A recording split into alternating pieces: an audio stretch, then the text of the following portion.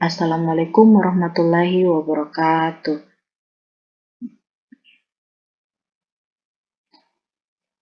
Bismillahirrahmanirrahim. Assalamualaikum warahmatullahi wabarakatuh. Puji syukur kita panjatkan kehadirat Allah Subhanahu wa Ta'ala karena masih diberikan kesehatan sampai pada hari ini. Nah, tak lupa pula kita kirimkan salam serta salawat kepada baginda Muhammad SAW. Nah, perkenalkan, saya Nadia Febrianti dari kelas A yang akan memaparkan materi untuk memenuhi salah satu tugas mata kuliah Sistem Pendukung Keputusan.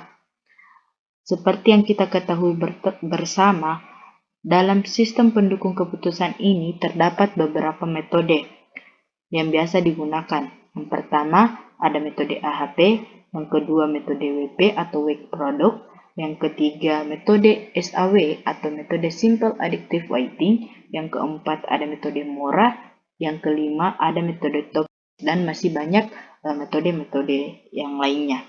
Nah, di sini saya akan memaparkan salah satu metode yang ada pada sistem pendukung keputusan, yaitu metode Simple Additive Weighting atau yang biasa kita kenal dengan metode SAW.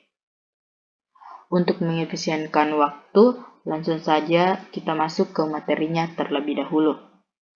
Yang pertama ada definisi, yang kedua ada tahapan, yang ketiga ada langkah-langkah, dan yang terakhir ada kelebihan dan kekurangannya. Nah, yang pertama definisi. Apa sih itu SAW? Metode SAW dikenal dengan istilah metode penjumlahan terbobot. Nah, konsep dasar pada metode ini sendiri adalah mencari penjumlahan terbobot dari rating kinerja pada setiap alternatif di semua atribut. Nah, kemudian selanjutnya,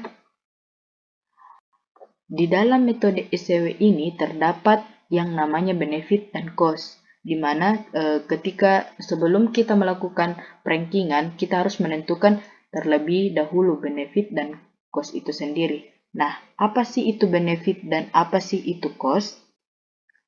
Benefit merupakan suatu penjumlahan dalam metode SAW yang menguntungkan, di mana jika nilai benefit ini semakin besar, maka itu adalah nilai yang terbaik. Sedangkan cost merupakan suatu penjumlahan dalam metode SAW yang merugikan, di mana jika semakin kecil nilai dari cost ini, maka itu merupakan nilai yang terbaik. Kemudian selanjutnya masuk ke langkah-langkah. Nah, seperti yang kita ketahui bersama, dalam setiap metode pengambilan sistem pendukung keputusan pastinya terdapat langkah-langkah. Langkah-langkah dari SAW ini sendiri yaitu yang pertama, menentukan kriteria. Kemudian yang kedua, menentukan rating kecocokan setiap alternatif pada setiap kriteria. Kemudian yang ketiga, membuat matriks keputusan berdasarkan kriteria. Kemudian melakukan normalisasi matriks sehingga diperoleh matriks ternormalisasi R. Dan yang terakhir, hasil akhir dari proses perankingan yaitu penjumlahan dari perkalian matriks ternormalisasi R dengan vektor bobot sehingga diperoleh nilai terbesar yang dipilih sebagai alternatif terbaik sebagai solusi.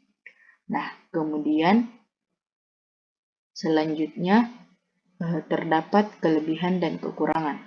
Di dalam setiap metode sistem pendukung keputusan pasti terdapat kelebihan dan kekurangannya masing-masing, seperti pada metode SAW ini sendiri. Kelebihan metode SAW yaitu yang pertama, mempermudah pengguna untuk memberikan pembobotan terhadap kriteria yang memiliki nilai yang hampir sama.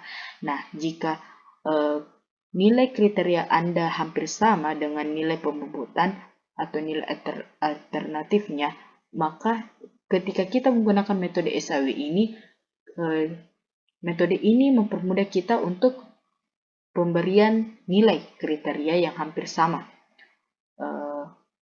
Kemudian yang kedua, metode ini digunakan untuk menyelesaikan pengambilan keputusan secara praktis, karena konsepnya sederhana dan mudah dipahami. Nah, seperti kata praktis dan mudah dipahami ini, metode SAW ini merupakan salah satu metode yang konsepnya itu sederhana dan praktis ketika digunakan untuk pengambilan suatu keputusan.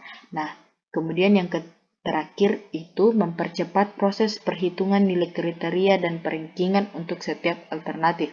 Nah, pada poin ketiga ini berpacu pada poin kedua. Seperti yang saya katakan tadi, metode ini merupakan metode yang di mana konsepnya itu sederhana dan praktis. Sehingga karena sederhananya konsep dari SAW ini, sehingga mempercepat kita dalam proses perhitungan kriterianya maupun perankingannya. Nah, kemudian terdapat kelebihan dari metode SAW itu sendiri. Nah, yang pertama, tidak banyak pengguna yang menggunakan metode ini dalam pengambilan keputusan. Terus yang kedua, metode ini hanya metode matematis tanpa adanya pengujian secara statistik sehingga tidak ada batas kepercayaan dari kebenaran model yang terbentuk. Nah, itulah tadi sedikit pemaparan tentang metode simple additive weighting ini. Selanjutnya kita masuk ke penjelasan studi kasus yang saya telah kerja, yaitu baik, inilah contoh kasus pemilihan sebuah karyawan kerja, di mana di sini sudah terdapat alternatif dan kriterianya beserta bobotnya. Nah, di mana alternatifnya ini sendiri terdapat Intan, Napah, Ninik, Nadia, dan Anna. Nah, untuk kriterianya itu C1 merupakan pengalaman kerja, kemudian C2 merupakan usia yang sekarang, kemudian C3 pendidikan, C4 status pernikahan, dan C5 jarak rumah, di mana terdapat bobotnya yaitu pengalaman kerja 30%, usia sekarang 20%, pendidikan 25%, dan status pernikahan itu 10%, dan jarak rumah 15%. Nah, kemudian sebelum kita masuk ke tahap normalisasi, kita harus mengetahui terlebih dahulu rumus dari pencarian benefit dan cost. Nah, rumus benefit dan cost itu, benefit itu X dibagi dengan max, sedangkan cost min dibagi dengan X. Nah, sebelum kita masuk ke tahap normalisasinya, kita harus menentukan terlebih dahulu apakah kriteria-kriteria yang ada di sini termasuk benefit atau cost. Di sini saya sudah menentukan kriterianya terbilang benefit atau cost, di mana pengalaman kerja, usia sekarang, dan pendidikan itu tergolong ke dalam benefit, sedangkan status pernikahan dan jarak rumah itu termasuk dengan cost. Mengapa saya katakan pengalaman kerja, usia sekarang, dan pendidikan ini termasuk benefit? Karena semakin besar contoh pengalaman kerja kita atau semakin besar pengalaman kerja kita, maka semakin banyak peluang untuk keterima di pemilihan karyawan kerja ini. Nah, begitupun dengan jarak rumah misalnya. Semakin jauh jarak rumah kita dari sebuah perusahaan, maka akan semakin merugikan karena semakin banyak biaya pengeluaran yang akan kita keluarkan untuk menempuh sebuah perusahaan tersebut. Nah, selanjutnya kita masuk ke tahap normalisasi, di mana untuk C1, C2, C3 itu menggunakan benefit, yaitu rumusnya X dikali dengan max, maksud saya benefit itu X dibagi dengan max, di mana X ini merupakan nilai yang ada pada kriteria dan max ini nilai yang ada pada kriteria merupakan nilai yang terbesar. Jadi max ini merupakan nilai yang paling besar yang ada pada kriteria ini.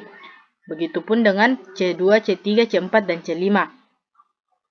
Nah, misalnya di bagian Intan, untuk mendapatkan hasil normalisasi Intan itu 25 merupakan nilai kriteria X, dibagi dengan nilai yang paling besar, yaitu 50. Nah, jadi 25 dibagi 50 itu 0,5. Nah, begitupun dengan napa. 50 dibagi dengan 50. Karena nilai kriterianya itu 50 dan nilai yang terbesarnya itu juga 50. Jadi, hasilnya itu 1. Begitupun dengan Ninik, Nadia, dan Anna. Nah, untuk C2 dan C3 atau usia yang sekarang atau dengan pendidikan, cara mencari hasil normalisasinya itu sama dengan yang saya jelaskan tadi. Nah, jika ingin mencari kos atau di bagian C4 dan C5 itu caranya rumus dari kos itu sendiri ialah min dibagi dengan X, di mana min ini merupakan nilai yang paling terkecil yang ada pada kriteria dibagi dengan nilai kriteria. Nah, misalnya Intan. Nilai yang paling terkecil di sini yang berada di status pernikahan ini kan ada 2. Terus nilai dibagi dengan nilai kriteria. Contohnya itu seperti ini, Intan. Nah, nilai rumusnya cos min dibagi dengan X, di mana min ini merupakan nilai 2 yang merupakan nilai yang terkecil yang ada pada kriteria dibagi dengan nilai kriteria. Nah, contohnya 2 dibagi dengan 5, hasilnya itu 0,4. Begitupun dengan Napa, Ninik, Nadia, Anna. Dan begitupun untuk mencari jarak rumah. Nah, di sini saya sudah menuliskan hasil keseluruhan normalisasi, di mana sudah terdapat kriteria-kriterianya. C1, C2, C3, C4.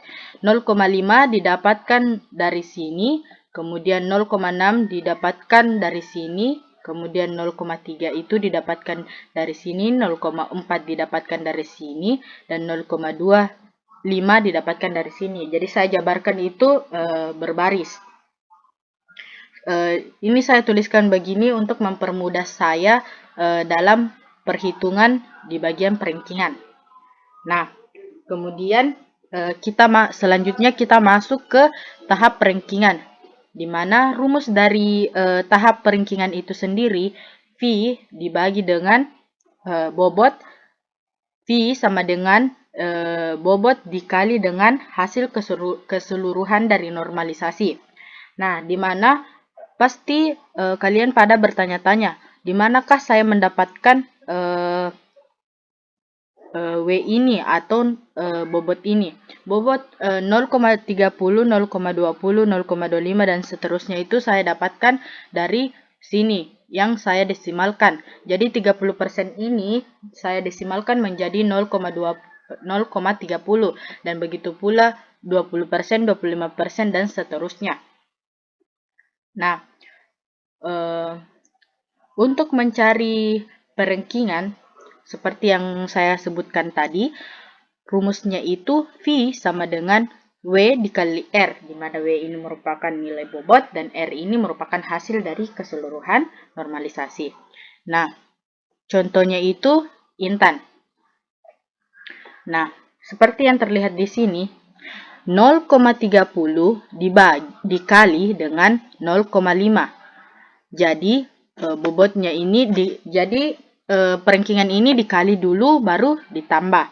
Jadi contohnya itu 0,30 dikali dengan 0,5, kemudian ditambah dengan 0,20, kemudian dikali dengan 0,6, kemudian ditambah dengan 0,25, kemudian dikali dengan 0,3, kemudian ditambah dengan 0,10, kemudian dikali dengan 0,4, kemudian ditambah dengan 0,15 dan dikali dengan 0,25, sehingga hasilnya itu menjadi 0,42.